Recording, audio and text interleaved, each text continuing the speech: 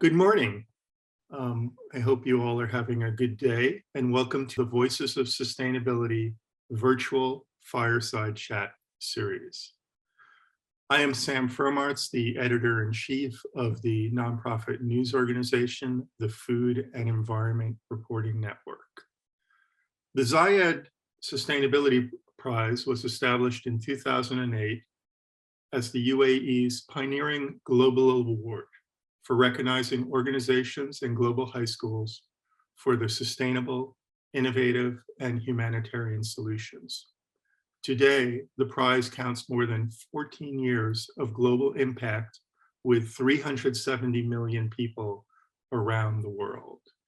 In today's episode, we will delve into the topic of improving food security amid climate change. But first, I would like to introduce our guests, Helen Munday, President of Institute of Food Science and Technology, and Dr. Lawrence Haddad, Executive Director of GAIN. We are having this conversation on the occasion of World Food Day, which will be recognized on October 16th. And through this year's theme of Leave No One Behind, we are amplifying the message that despite there is enough food produced to feed everyone on the planet, millions of people still go hungry and lack access, putting them at high risk of food insecurity and malnutrition. In 2021, nearly 193 million people were food insecure, which is 40 million more than in 2020. Of course, this problem was exacerbated by the COVID-19 pandemic and by ongoing global geopolitical issues and wars, but particularly by climate change. Hotter days and nights, extreme floods and droughts, all these can drive down agricultural yields, block transport of food, and make staple grains less nutritious. We also have erratic rains around the world, which make it far more difficult for farmers and herders to earn a living. So how do we overcome these challenges and address food insecurity in a hotter world? We'll start with Helen, and I'm wondering if you could talk a little bit about your work and about the challenges of balancing or weighing risks to food security while also meeting climate and sustainability targets. Are producing food and meeting climate goals always in tension, or is there a way that essentially they could coexist? We can do both.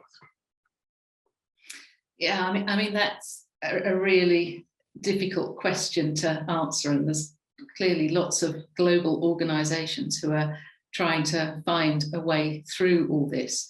It feels like we've had so many things thrown at us in the last few years. And, sadly, global malnutrition and our ability to grow and make the right foods around the world for everyone has long been a challenge. But it's no easier. In fact, arguably, it's more difficult now than it's ever been. And the climate crisis is clearly part of that. And sadly, it feels like it's accelerating. But what it does mean, I think, is that it's much more on the agenda than it has ever been.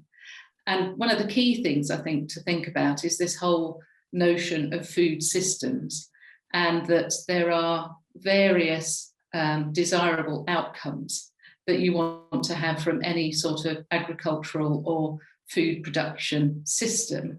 And you want to have some kind of virtuous circle where you are growing and processing something that will do good for people, and at the same time will ideally do good for the environment that you're in, and certainly not detract from that environment.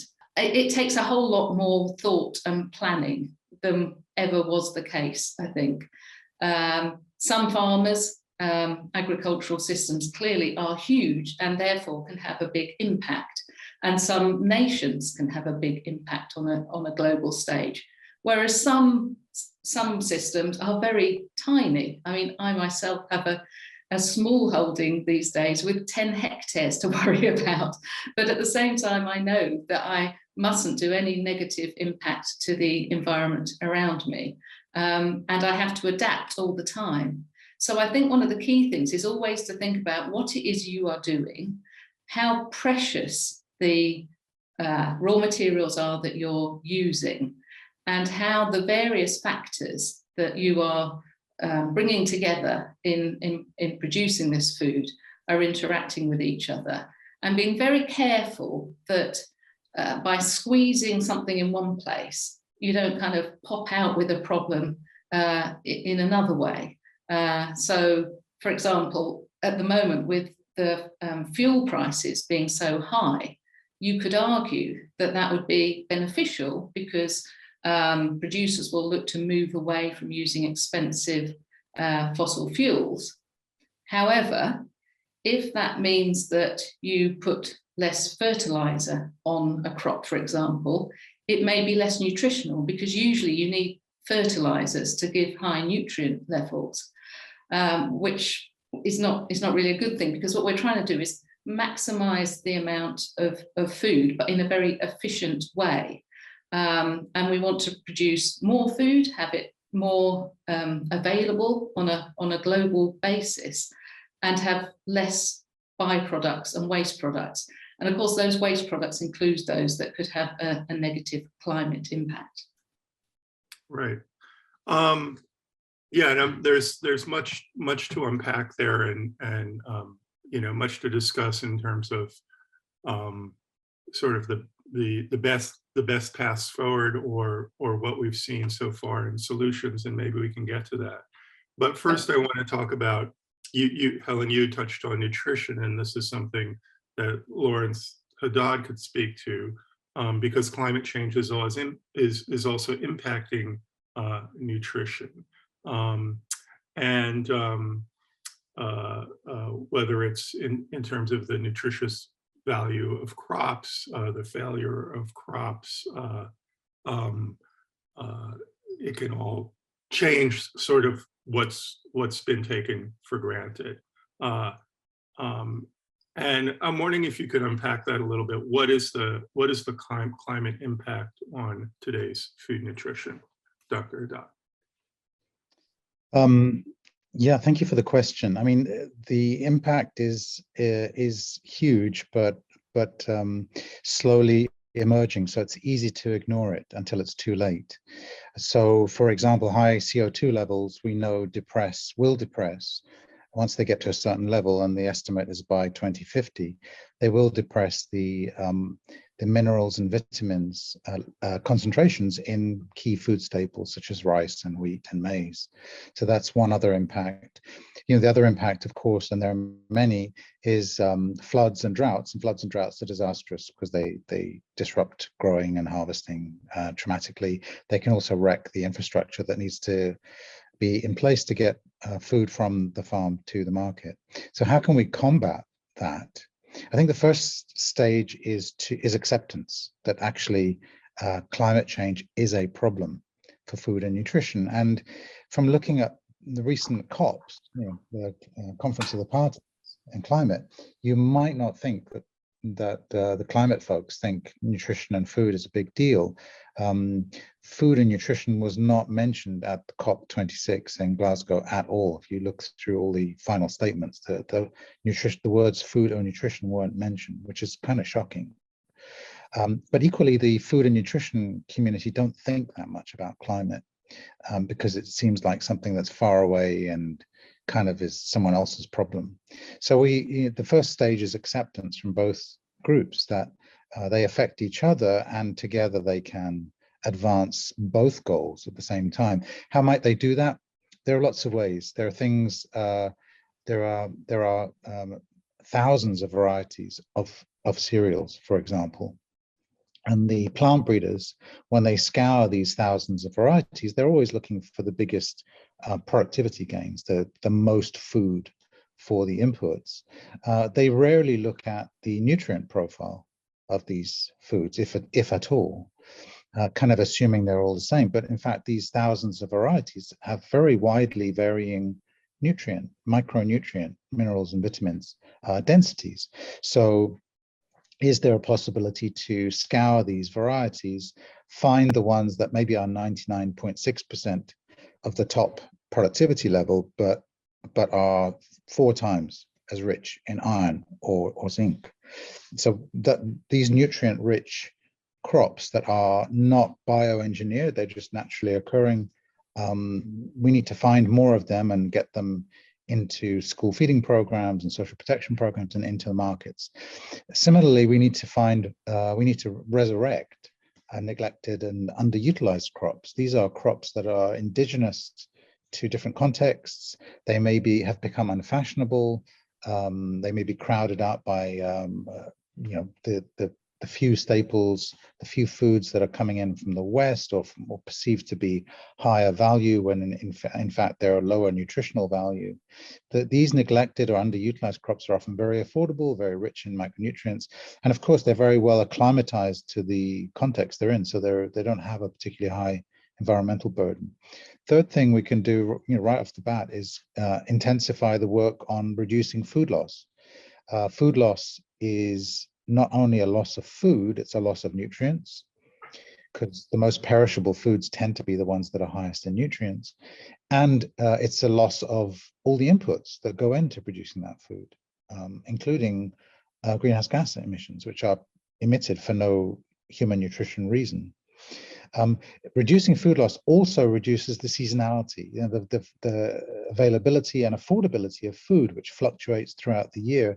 And again, if you live in an urban context, you may not notice this as much, but if you live in a rural context, it's remarkable how big the impact is on, for example, child nutrition. In India, there was a very famous study from 10 years ago that said it depends on the month in which you are born whether you will be malnourished or not at birth. Kids that were born in a certain month in rural areas were much more likely to be malnourished, controlling for everything else, income, education, and assets, than kids born in a different month. And finally, I would just say, sort of the mindset I think we need to adopt now is diversify, diversify, diversify. I mean, we're in a period where climate change is sort of the steady drumbeat. It's rolling on, it's getting louder and louder, but then it's also precipitating other kind of crises. They're all linked, climate, environment, COVID, conflict, they're all linked in some way or another. And we're really in a period where shocks, I think, are the new normal. We shouldn't be surprised by shocks, if that doesn't sound too strange to say. And so therefore we should be diversifying as much as possible what we grow, where we grow it, how we grow it, who grows it, and how we get it from point A to B. And of course, the final diversification that's absolutely essential for nutrition is diversify diets. Kids under the age of 5 especially, only 20-25% of them reach what UNICEF calls a minimum level of diet diversity. So those are just some of the things, Sam, that I think we can do to combat climate change's negative impact on food and nutrition. Yeah, it's interesting because we did a story at the Food and Environment Reporting Network on a new perennial wheat that was developed in the US, and it's now being grown and trying to be adopted. It differs slightly in terms of taste and performance from traditional wheat, but it has huge climate and water usage benefits. But that's just one small example. But I was sort of interested in what you were saying about the need for greater diversity in crops and what we eat. And I guess it raises a larger question, and maybe you both can speak to this, is we have sort of a dominant paradigm that's worked in agriculture probably since the post-World War II era. And sort of the big picture question is, does that paradigm in some fashion, have to change, have to evolve to take into account this new reality. And we've seen it with when you have certain structures that are entrenched, how difficult it is to change, whether it's breeding new cultivars or what have you. And I'm wondering if you both could maybe speak to that. Helen, would you like to go? Yeah. So, I mean, I think one of the key areas that everyone is looking at is resilience. And I think the systems have to be way more resilient than they ever did before. And it's kind of 4 R's of resilience that you can look at. There's robustness. There's, if something gets thrown at something, is it going to be able to stand up to it?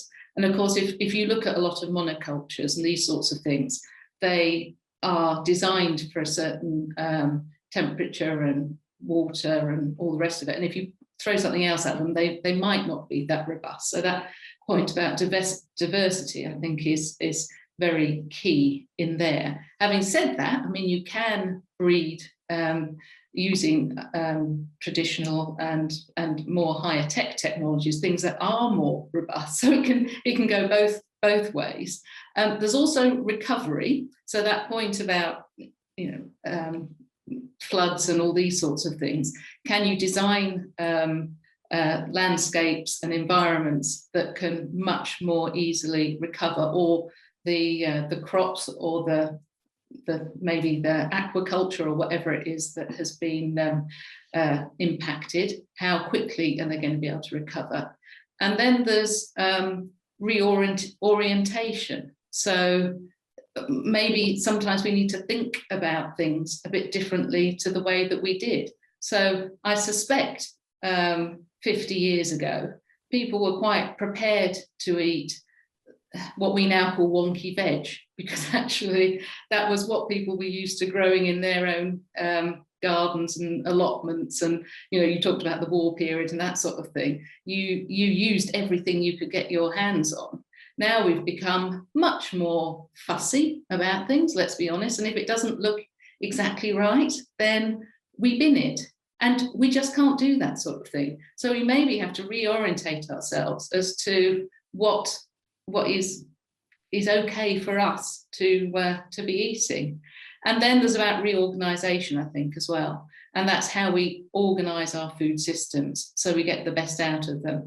How do we use technologies? How do we do technology transfer and all those sorts of things? So I think for me, it's an obvious no, of course we can't do them the same way that we did, because we're not living in the same world that we lived in. And in some ways, things have improved, in some ways, things haven't improved. But if you're in part of the world where you can't have an adequate diet, then that needs to change, and we need to do things differently. Yeah. Lawrence, do you have anything? Let me come in on that. I mean, Helen's right. We are, the world has moved beyond the paradigms that we're comfortable with. And so the paradigms have to catch up. And I think there are so many strands to the current paradigm, which we can't seem to kill it off. One strand is we need to feed the world. Well, we do, but we need to nourish the world, really, more importantly, and we need to nourish it in a way that's not going to bankrupt future generations or deprive future generations of the bountifulness that we take for granted. We have to recognize some new data that came to light 3 or 4 years ago that 3/4 of Africa can't afford a healthy diet, and that's extraordinary, and it's shocking. It's not much better for South Asia. 3 billion people worldwide can't afford a healthy diet. So the paradigms really need to shift. One of the biggest paradigms that needs to shift is the way we price food. The way we currently price food, it's like that movie, The Matrix. I don't know if any of you know it, or your readers know it, but The Matrix is a scene in The Matrix where there's the main protagonist is offered a choice between the red pill and the blue pill. The red pill is going to show the protagonist the grim reality that he is facing, but at least he will be able to do something about it. Whereas the blue pill is just, let's continue on in sort of ignorant bliss until it's too late. He chooses the red pill, and we need to choose the red pill. And the red pill is using prices that factor in and reflect externalities in health and in environment. So positive spillover effects and negative spillover effects into health and environment. If we keep producing and consuming foods that have high negative health externalities and high negative environmental externalities, because it's cheaper to do so, because we don't price those externalities in, we're of course going to get the answer that we deserve to get, which is bad environment and bad health. So we just need to begin changing the way we price and cost and assess things. And that will be a major shift. The problem with that is policymakers tend to think, oh, it's going to make food more expensive, and it's already too expensive. But it will make food that is bad for the environment and bad for health more expensive, but food that is good for the environment and good for health, it should make it less expensive. So the other paradigm shift is this move from optimization and I'm an economist, so move from optimization and specialization to a sort of a more diverse, risk-based, risk mitigation model. And economists tend to think of that the first one is the first best solution and the risk-based diversification is the second best. But we don't live in that first best world where information is perfect, where markets operate seamlessly, where institutions are credible, where there are no shocks. We don't operate in that world. We operate in the world of imperfections.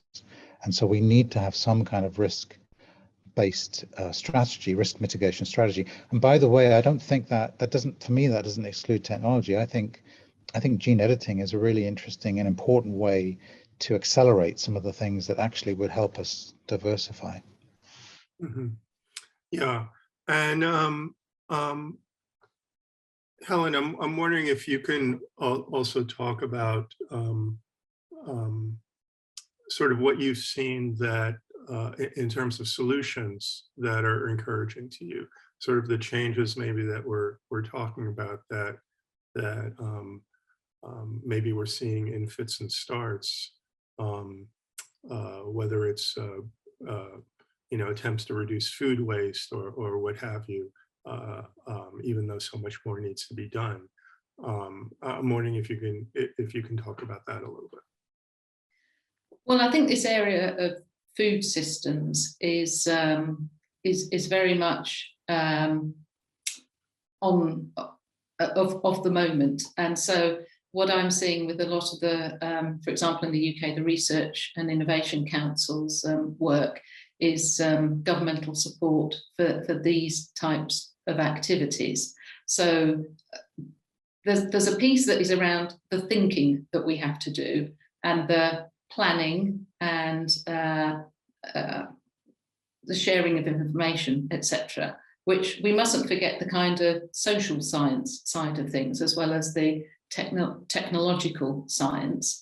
But if you look at technology, I mean, just in the last few months, there's been an additive approved in the EU that you could add to feed that reduces the amount of methane that cows produce when they're either dairy cows or beef cows. Now, I know there's a big discussion about whether we should have cows at all, and that I totally advocate that plant-based foods are definitely something we should move to. But I think it's highly unlikely that we're going to stop having animals as part of our agricultural systems in the short, medium, or even long term. And so if we can have animals as part of our food systems, but have them be less damaging to the environment, that's a very important way to go. And I think we must always remember the economics of sustainability, because economics and the ability to maintain communities' income is incredibly important, and therefore that kind of animal science piece is pretty important. So I think there's a lot around improvements to animal breeding and genetics, and we've already talked a little bit about plant breeding. I totally agree that gene editing has a lot to say for it. These are, I think we can very easily get into a debate about natural. Well, agricultural science and agriculture in general has never been really natural. We wouldn't see any of the landscapes that we do, that we see now if we were feeding the population that the globe has.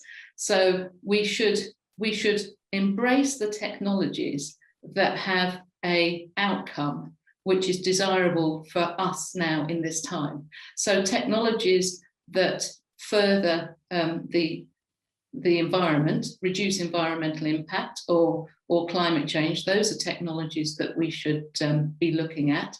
I mean, there's a massive piece around the food waste, for sure. That starts right at the beginning, understanding supply chains, using the Internet of Things, passing data, analysing data, looking at what people want to consume when, so you only make the right, you only grow the things that people want at the time that they're going to eat them, when the environment is right to do that, that you get it to shops or points of distribution in a good state. And then there's lots of figures around food waste, and we mustn't forget that some of it is genuinely wasteful, and a lot of that is at the agricultural end, but some of it is more to do with things like banana peel. I mean, yes, you can eat banana peel, but it's not really that great. So you have to look at the hierarchy of waste management, and if a human's not going to eat it, then landfill is the last thing you want to do with it. But there's a whole hierarchy between us consuming it and landfill that we can use. And by the way, let's make sure that we only throw away things that are detrimental to our health. So things like smart packaging, which tell us when food has actually gone off and we shouldn't eat it, would be massively helpful, because then we wouldn't need any dates. It would actually say, this food will harm you, don't eat it anymore. Or it will say, it's fine, carry on and consume it. So whether it's the agricultural end or the packaging end, and I know a lot gets talked about with reducing packaging, let's make sure that the things that we innovate and the technologies we use are in service of these environmental outcomes.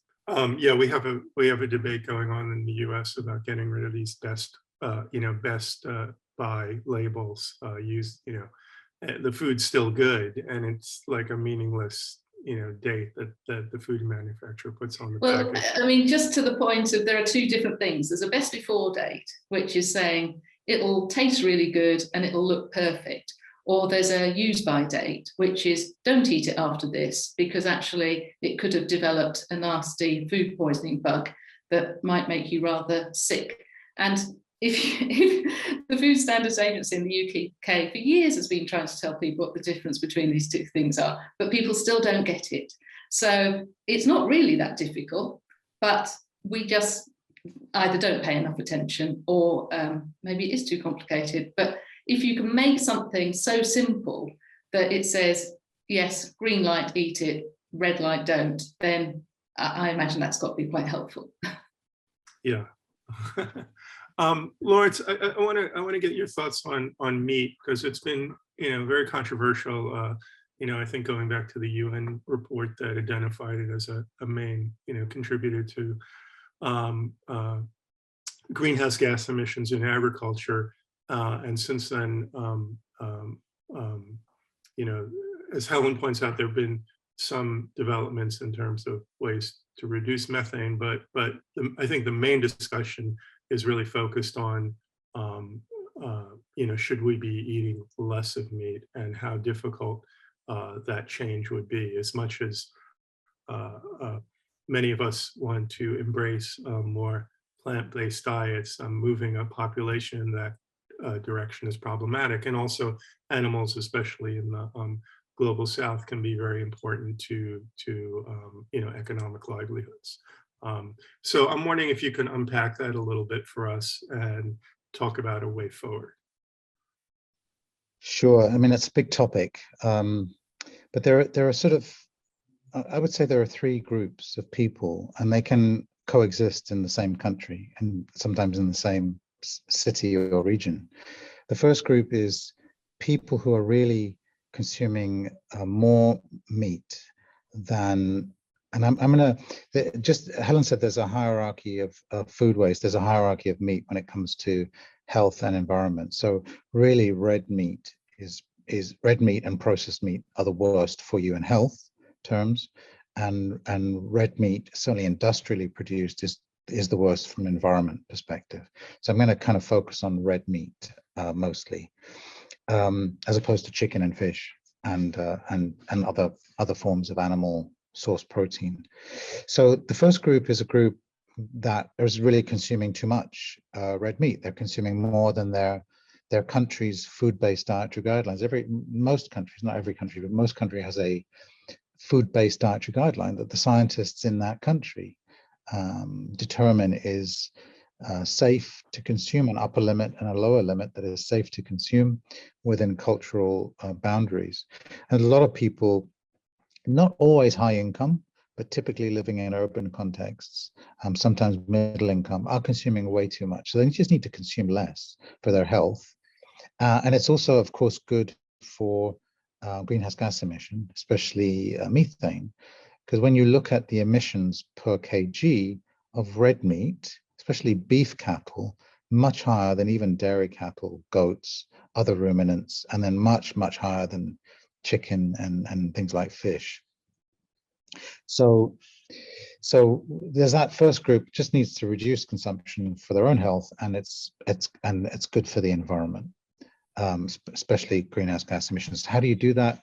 You need some very exciting and compelling demand creation campaigns. Most public health demand creation campaigns are pretty hopeless, really. They're pretty ineffective, and they need, actually, this may sound strange to your listeners, but they need more private sector techniques. The private sector is brilliant at selling us things we don't want and don't need, because they relate to, they plug into our emotions and our aspirations, and they use a sense of humor, and they're very memorable. Most public health campaigns are, this is good for you, so you should eat it. Well, that's not going to convince anyone. So you need to sort of have a blend. The science has to be the backbone of the thing, but the front end of it has to be compelling and exciting and engaging and memorable.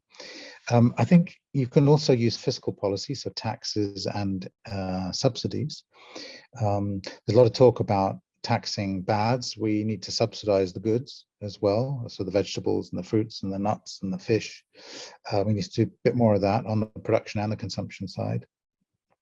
I think it's taxing red meat sounds like something that is going to get any politician fired immediately, but I think it's something that should be considered, and for certain grades and certain production systems, I think it can be done sensibly. I think it can protect the responsible farmers and producers and punish the irresponsible ones. I think it should be explored more. That's the first group. The second group is the group that I'm really worried about, actually, because, and you know, GAIN operates mostly in low and middle income countries, and in many countries that are, especially the ones that are on the cusp between low and middle income, their animal food consumption is about to explode, partly driven by population growth, because population growth still hasn't slowed in those countries, but also because of income growth. As people get wealthier or their income gets higher, they tend to want to consume more animal source foods and more red meat. So those groups, I'm very worried. Their consumption is currently quite low, but it's going to skyrocket in the next 10 to 15 years. And of course, if that skyrockets, then greenhouse gas emissions will also skyrocket. There are low levels in these countries, but they could rise very rapidly. So the challenge there is not to manage the downward trajectory as it is for the first group. The challenge there is to make sure the upward trajectory in consumption doesn't also lead to an upward or very strong upward trajectory in greenhouse gas emissions. And there are some technologies. Someone was telling me about seaweed, being 50 grams of seaweed in beef cow's consumption a day reduces, I haven't seen the study, but reduces methane emissions by 80%. And if that's true, that's a massive game changer. But there are some technologies that in the low and middle income countries, especially, there's so much death, so many animals die. The herd sizes have to be very big to generate the sort of consumption levels that you see in the US. For a Kenyan herd Kenyan herd is probably 3 times the size of an American herd for the same amount of meat yielded. So of course, there's a lot of greenhouse gas emissions that are emitted without ever benefiting human nutrition in terms of the meat. And then the third group is a group that actually, if the first group is too high and we want to reduce it, the second group is going to be high and we want to moderate it. The third group is very low consumption of animal source food, and we kind of need them to consume more because they're essentially surviving on 3 meals, if they're lucky, a day of gruel, porridge, of just cereal with very little else. And they desperately need some animal source protein, especially women of non-pregnant women who are, between 15 and 49. They need very high levels of micronutrients, and very young children need very high levels of micronutrients to grow and develop. For those groups, we want them to increase more, but we don't want to set in train a whole new sector that is badly designed when it comes to greenhouse gas emissions. So there are these 3 challenges, I think, and they're all different, and they can all coexist. So it's really challenging for the policymaker. Yeah. We're getting to the end here, and I just want to ask you one impossible to answer question, because these problems are so vast and encompassing. But if you could pick sort of one solution that you would like to see implemented in the near term, and I'm sure you could mention at least 10 off the top of your head, what would that solution be? And I know I'm putting you on the spot.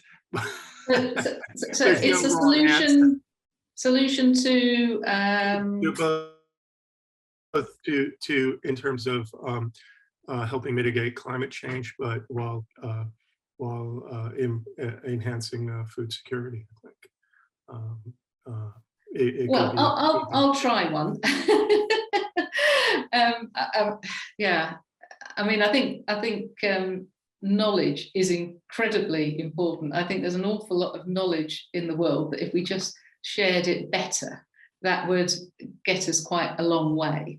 But I do like, as much as I like closed loop systems a lot. So for example, some of these systems where you're seeing fish are being reared, and the output from the fish poop, if you like, is being used as fertilizers for land, and then some of the byproducts from the production of the crops then goes back to feed the fish. I think anytime you can have a system that generates as little waste as possible, and whatever waste you produce, you then put back into the system again, is probably a pretty good system. And to go back to my point on knowledge, I think what can be quite frustrating is that there are some excellent examples of things that are going well, and I think we hear a whole lot about things that aren't going well, but we're much worse at actually transferring knowledge about things that are going well. So I would put those 2 things together, if that's okay. Yeah, I'll just add a small point to your comment, Helen, that in nature there is no waste, right? Everything is recycled, reused.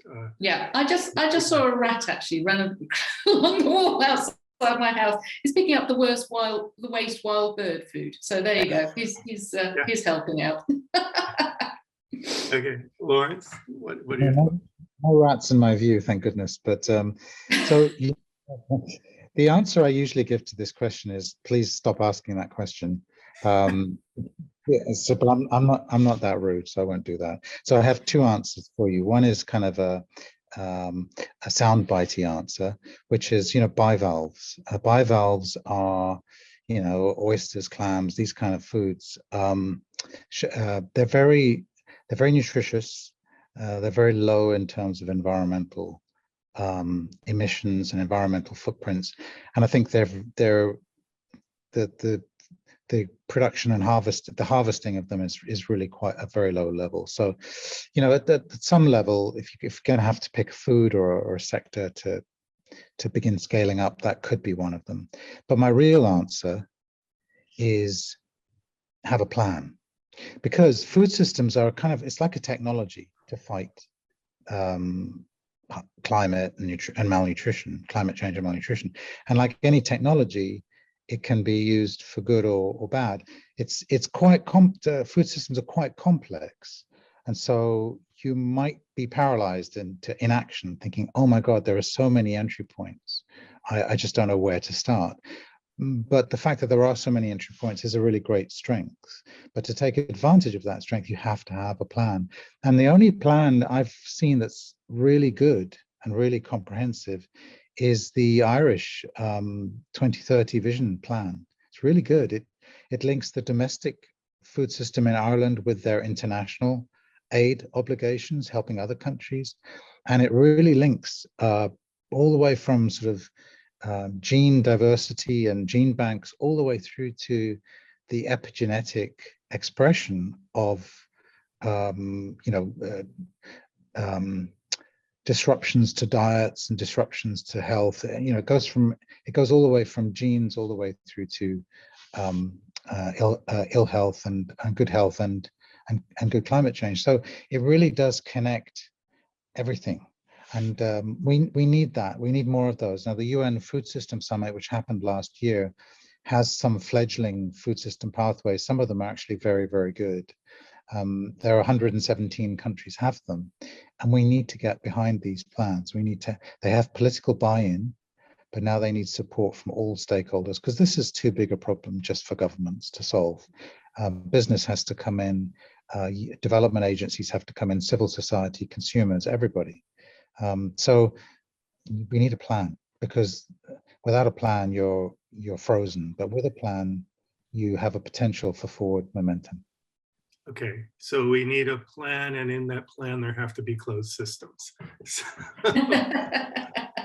I totally agree with Lawrence. It's shocking how many countries, never alone bigger geographical regions, have a food strategy, for example. It's probably, like the one negotiable that or non-negotiable you would want a country to have. Yet very few countries have a food plan. And if you have a plan, you can think about what happens, going back to that whole area of robustness and resilience. So without a plan, you don't have resilience either, I would argue.